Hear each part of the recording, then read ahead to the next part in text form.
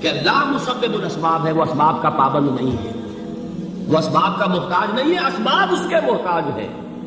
اگر یہ یقین ہے تو اللہ پر ایمان ہے، یہ نہیں ہے تو تمہارا ایمان اسباب پر ہے، وسائل پر ہے، ذرائع پر ہے، مادیات پر ہے، اللہ پر نہیں۔ اس وقت کہاں راستہ تھا؟ تو راستہ تھا سمندر ہے، اور ادھر سے لشکر آ گیا ہے۔ کلا ان معی ربی سیہدین۔ اب دیکھیے ایمان کہہ دینا آسان ہے، ہوا معکم اینما کنتم، جہاں کہیں بھی تم ہوتے ہو اللہ تمہارے ساتھ ہوتا ہے، لیکن اس کا یقین قائم ہو جائے تو زمین و آسمان کا فرق واقع ہو جائے۔ یہی بات ہوئی حضور کے ساتھ۔ غار ہے، چھپے ہوئے ہیں محمد رسول اللہ اور آپ کے وہ یار غار ابو بکر صدیق رضی اللہ تعالی عنہ۔ اقبال نے حضرت ابو بکر کی شان میں چند اشعار پڑھے صرف، لیکن واقعہ یہ ہے کہ بھاری بھاری نظموں پر اور قصیدوں پر بھاری، طویل ترین نظمیں اور قصیدے ہوں ان پر بھاری۔ ہمتیں ابو بکر کی ہمت جو ہے، کشت ملت را جو ابر، جیسے بارش سے کھیتی اپجتی ہے، ابو بکر کی ہمت اور عزیمت اس امت کو اسی طرح سینچنے والی ہے۔ ثانیے اسلام و غار و بدر و قم، وہ دوسرے تھے اسلام میں، دوسرے پہلے کون تھے؟ انا اول المؤمنین، حضور فرماتے ہیں سب سے پہلا ایمان لانے والا میں، دوسرے ابو بکر۔ ویسے ہمارے ہاں یہ چلتا ہے اختلاف، حضرت علی پہلے ہیں کہ حضرت ابو بکر پہلے ہیں، لیکن اس میں بڑی خوبصورت تطبیق قائم کی ہے علماء نے، اور بہت صحیح ہے۔ چار کے بارے میں فیصلہ ہی مت کرو کہ کون پہلے ہے، ان کی ایک عجیب تقسیم کر دی ہے۔ آزاد مردوں میں، بالغ مردوں میں سب سے پہلے ابو بکر، بچوں میں سب سے پہلے علی، خواتین میں سب سے پہلے خدیجہ، اور غلاموں میں سب سے پہلے زید بن حارثہ۔ بڑی پیاری تقسیم ہے، یہ چاروں ہی پہلے ہیں، ہر ایک کے لیے اولیت ہے۔ اور واقعہ یہ ہے کہ اگر زمانی اعتبار سے تعین ہوگا تو پہلے خدیجہ الکبریٰ آئیں گی رضی اللہ تعالی عنہ، کسی اور سے بات کرنے کی نوبت بعد میں آ سکتی ہے، پہلے تو اہلیہ محترمہ سے بات ہوئی، آتے ہی پہلی وحی ہوئی ہے، ابھی تبلیغ کا حکم نہیں تھا۔ کس کو بتایا واقعہ؟ ابھی اپنی نبوت کی تبلیغ کا تو حکم ہی نہیں آیا۔ واقعہ کس کا ہے؟ وہ خدیجہ کا ہے۔ جب کہا ہے کہ خشیت علی نفسی، مجھے اپنی جان کا اندیشہ ہے، تو کیا جواب دیا خدیجہ نے رضی اللہ تعالی عنہ؟ وہ صدیقۃ الکبریٰ، صدیقات جو ہے خواتین ان میں چوٹی پر خدیجہ الکبریٰ ہے رضی اللہ تعالی عنہ، اور صدیق جو مرد ہیں ان میں صدیق اکبر ہے ابو بکر صدیق رضی اللہ تعالی عنہ، لیکن صدیقات میں چوٹی پر۔ جب حضور نے فرمایا خشیت علی نفسی، کیا فرمایا، کیا عرض کیا، کیسے تسلی دی؟ نہیں، اللہ آپ کو ضائع نہیں کرے گا، آپ غریبوں کے ہمدرد ہیں، آپ مساکین کے تکالیف رفع کرنے والے ہیں، آپ بیواؤں کی سرپرستی کرتے ہیں، آپ مسافروں کی خدمت کرتے ہیں، اللہ آپ کو ضائع نہیں کرے گا۔ یہ یقین ہے اس خاتون کے اندر۔ خیر وہ ایک علیحدہ بات ہو جائے گی۔ میرے دل پر حضرت خدیجہ رضی اللہ تعالیٰ عنہ کی شخصیت کا بڑا گہرا نقش ہے، جو وہ کوئی اور ہی وقت اور موقع ہوا تو بیان ہوگا۔ بہرحال اقبال نے ایک مصرے میں جو چار اولیتیں جمع کر دی ہیں، ہمتیں کشت امت را جو ابر، ثانی اسلام و غار و بدر و قبر۔ اسلام میں حضور کے بعد پہلے کون؟ ابو بکر۔ غار میں حضور کے ساتھ کون؟ ابو بکر۔ بدر کی رات اللہ کا رسول سر بسجود، وہ جھاڑ، وہ گھاس پھوس کی جو جھونپڑی بنائی گئی تھی، اور وہاں تلوار ننگی لے کر پہرا دینے والا کون؟ ابو بکر۔ اور اس حجرہ عائشہ میں محمد کے بعد سب سے پہلے دفن ہونے والا کون؟ ابو بکر رضی اللہ تعالیٰ عنہ صلی اللہ علیہ وسلم۔ وہ جو معاملہ میں خدا رہا تھا غار ثور کا، حضرت ابو بکر بھی حضور کے خیال سے لرز گئے ہیں۔ آپ کو یاد ہوگا کہ جا کر پہلے تمام جتنے سوراخ تھے انہیں بند کیا، ایک سوراخ رہ گیا تھا جس کو بند کرنے کے لیے کوئی کپڑا نہیں تھا، وہاں اپنی ایڑی رکھی ہے، تب کہا ہے حضور سے تشریف لائیے، اور اپنے زانوں پر حضور کو لٹایا ہے، اور وہاں کسی موذی جانور نے کاٹا ہے، حضور کی آنکھ لگ گئی تھی، اس وقت اس بل کے اندر جو بھی بچھو ہے کیا ہے اللہ عالم اس نے کاٹا ہے، اس کی تکلیف کی وجہ سے ابو بکر کی آنکھوں سے آنسو ٹپک گئے، حضور کے چہرے مبارک پر پڑے ہیں، تو حضور جھانکے جاگے معاملہ کیا ہے، نہیں ہٹائی وہاں سے، مبادا وہ جانور وہاں سے نکل کر محمد الرسول اللہ کو کوئی گردن پہنچا دے، ابو بکر کی ایڑی ہے، جس طرح چاہے کھا لے، ختم کر دے، جان نکل جائے تب کوئی آج آئے محمد پر تو آئے، لیکن جیتے جی نہیں، وہ ہے ابو بکر۔ حضور کے خیال سے اس وقت حضور نے پھر اپنا لعاب دہن لگایا ہے، اور اس سے پھر آپ کی تکلیف ختم ہوئی ہے۔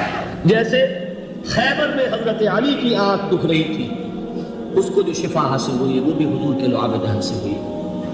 تو بہرحال اس وقت انہوں نے کہا ہے کہ اے نبی یا رسول اللہ، اگر اس وقت ان میں سے کسی نے غیر ارادی طور پر بھی اپنے قدموں کی طرف جھانک دیا تو پکڑے جائے۔ کیا جواب تھا اللہ کے رسول کا؟ لا تحزن ان اللہ معنا، اللہ ہمارے ساتھ ہے، کیوں گھبراتے ہو بکر؟ یہ ہے ایمان باللہ، میرا مالک اللہ، میرا رازق اللہ، میرا محافظ اللہ، میرا مددگار اللہ، میرا پشت پناہ اللہ، میرا دوست اللہ۔ یہ دوستی ہے اللہ کی جو لب لباب ہے، حاصل ہے ایمان کا، اسی کا نام ولایت ہے۔ اولیاء اللہ کے سروں پر سینگ نہیں ہوتے، جس کے دل میں ایمان راسخ ہو چکا ہو وہی اللہ کا ولی ہے، جسے اللہ پر یقین ہو چکا ہے وہی اللہ کا ولی ہے، جسے یقین ہے اللہ میرے ساتھ ہے، میرا مددگار، میرا پشت پناہ، میرا ساتھی، میرا دوست، میرا محبوب، میرا محب۔ اللہ اہل ایمان سے محبت کرتا ہے، واللہ یحب الصادقین، ان اللہ یحب الذین یقاتلون فی سبیلہ صفا کانہم بنیان مرصوص۔ اللہ محبت کرنے والا، اہل ایمان محبوب، اور اہل ایمان محبت کرنے والے اللہ محبوب۔ والذین آمنوا اشد حبا للہ۔ آپ تصور کیجئے جس سے یہ رشتہ ایمان یا رشتہ ولایت حاصل ہو جائے، الا ان اولیاء اللہ لا خوف علیہم ولا هم یحزنون، آگاہ ہو جاؤ، اللہ کے دوستوں کے لیے نہ کوئی خوف ہے نہ کوئی حزن ہے۔ اور میں بیان کر چکا تھا خوف اور حزن کے خاتمے ہی کا نام امن، زوال خوف، زوال حزن۔ یہ خوف اور حزن کیوں آتے ہیں بار بار؟ اللہ تخافوا ولا تحزنوا، دونوں آ گئے، الا ان اولیاء اللہ لا خوف علیہم ولا هم یحزنون، پھر وہی دو۔ وہ کیوں ہے؟ خوف ہوتا ہے کسی مستقبل کی بات کا، یہ نہ ہو جائے، وہ نہ ہو جائے، یہ نقصان نہ پہنچ جائے، یہ تکلیف نہ ہو، یہ غضب نہ آ جائے، خوف ہے مستقبل سے۔ حزن ہے یہ کیوں ہوا، یہ نہیں ہونا چاہیے تھا، یہ میرا فلاں چیز میرے ہاتھ سے جاتی رہی، فلاں موقع نکل گیا، اب بیٹھے ہوئے ہیں اندر ہی اندر کڑ رہے ہیں، صدمہ ہے اور رنج ہے۔ اور جو اللہ پر ایمان رکھتا ہے وہ جانتا ہے ما اصاب من مصیبت فی الارض ولا فی انفسکم الا فی کتاب من قبل ان نبرأها ان ذلک علی اللہ یسیر لکی لا تعصوا علی ما فاتکم ولا تفرحوا بما آتاکم واللہ لا يحب کل مختال فخور۔ اس زمین میں یا تمہاری جانوں میں کوئی تکلیف، کوئی مصیبت نہیں آ سکتی سوائے اس کے کہ جو اللہ نے لکھ دی ہو، اس سے پہلے کہ وہ ظاہر ہو۔ جس کو یہ حقیقت معلوم ہو گئی اس کو یہ طرز عمل اختیار کرنا چاہیے، جو چیز چھن جائے، جاتی رہے، چھوٹ جائے، اس پر افسوس نہ کرو۔ کس نے چھینی؟ دوست نے، دوست کے فیصلے پر شکایت، دوستی کو بٹا لگا رہے ہو، سرے تسلیم خم ہے جو مزاج یار میں آئے۔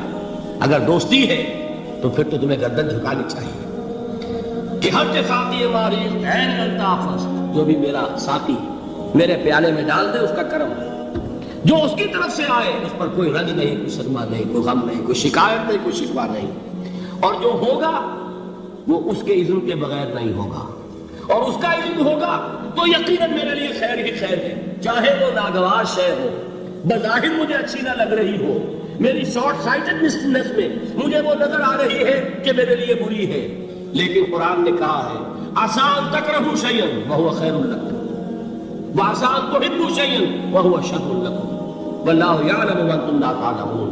ہو سکتا ہے تم کسی چیز کو ناپسند کرو، دراحال کہ اسی میں تمہارا خیر ہو، اور ہو سکتا ہے تم کسی چیز کو پسند کرو، ذرا ہر ایک اس میں تمہارا شر ہو، اللہ جانتا ہے تم نہیں جانتے۔ جب مجھے یہ بات معلوم ہو گئی، میں نے اپنا معاملہ اللہ کے حوالے کیا۔ سپردم بے تو مایا خیشرا دانی حساب کم و بیشرا، اے رب جو تو چاہتا ہے وہ ہو، تیرے علم میں جو شے میرے لیے خیر ہے وہ ہو جائے، میری کوئی پسند نہیں، میری کوئی چاہت نہیں، یہ ہے راضی برضائے رب۔ اکبر الہ آبادی نے اسے کہا ہے رضائے حق پہ راضی رہ، یہ حرف آرزو کیسا، خدا خالق، خدا مالک، خدا کا حکم تو کیسا؟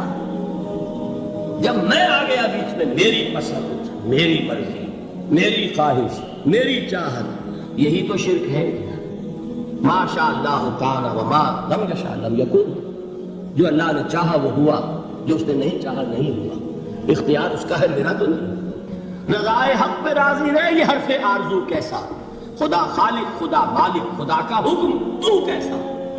اقبال نے اسے کہا ہے فارسی میں، اب آپ کہیں اس کا ترجمہ بھی کرو تو وہ مجھے ذرا اس وقت کچھ بہت ہی بدذوقی کسی بات نظر آئے گی، جائیے پوچھئے کسی سے جسے فارسی آتی ہو۔ برو کشید بے جا کے ہست بود مرا، چودہ کے مقام رضا کشود مرا، مجھے تو تمام پیچ و خم سے نکال دیا اس مقام رضا نے، میں راضی برضائے رب ہوں، جو فیصلہ اس کا میں اس پر راضی ہوں۔ تو کہاں کا حزن اور کس کا خوف؟ یہی زوال حزن اور زوال خوف، یہی ہے امن، یہ نتیجہ ہے ایمان کا۔ تو جان لیجئے یہ ہے لب لباب، یہ ہے حاصل ایمان کا، یہ ہے تو ایمان ہے، یہ نہیں ہے تو ایمان نہیں۔